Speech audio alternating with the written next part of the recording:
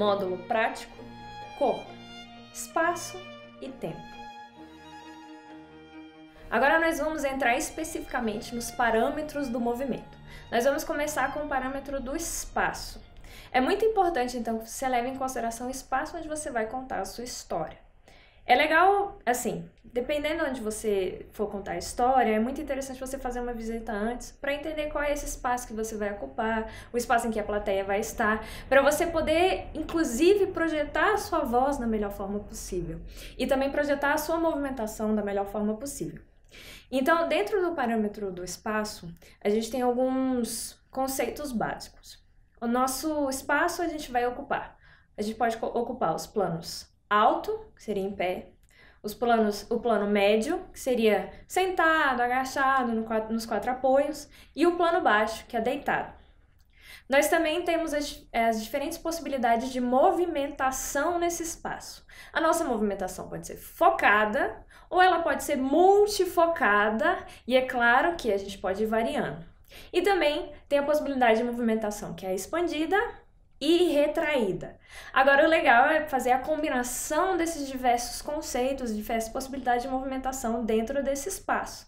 É claro que, dependendo do tamanho do espaço que você ocupa, a sua possibilidade de movimentação é maior ou menor. Então, é legal você ter uma noção muito clara de onde você está, para quem que você está contando a história, para ver como que você pode combinar esses elementos da melhor forma possível. Então, um exemplo.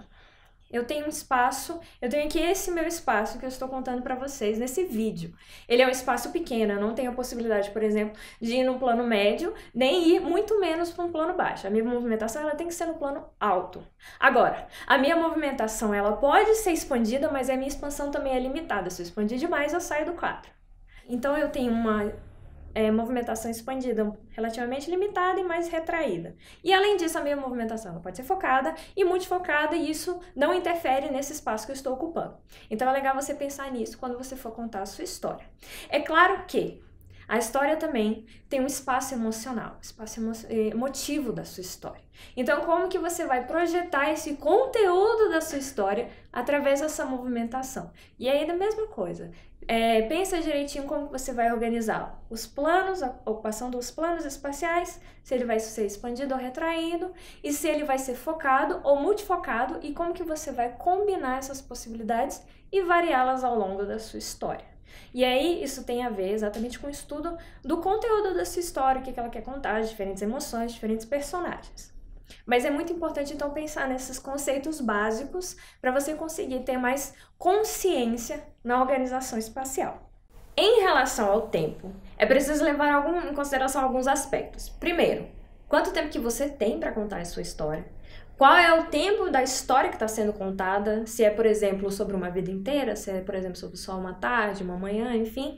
E os vários tempos que você vai assumir na sua contação de histórias. Então, vamos lá. Em relação ao tempo que você tem para contar a sua história, é relativamente simples, é só você se organizar.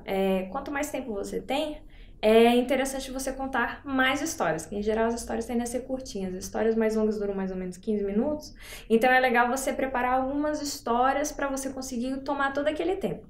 E também é sempre legal pensar em algumas interferências, o diálogo com o seu público, talvez incluir alguma canção, alguma dança, enfim, para você ocupar esse seu tempo da melhor forma possível. Se você tiver pouco tempo, é mais fácil, que tem várias histórias curtinhas. Em relação aos tempos possíveis da história, e aí como que você vai usar o seu corpo para expressar isso, é interessante pensar então no aspecto de aceleração e desaceleração. Pense então como que você vai controlar o seu corpo para acelerar ou desacelerar dependendo do momento da sua história. E aí um exercício que é bem bacana de fazer é fazer atividades cotidianas em diferentes tempos. E é legal, por exemplo, você escolhe uma atividade do seu dia a dia, escovar os dentes, por exemplo, e aí você faz atividade na velocidade normal e estipula que isso é 50% da velocidade máxima.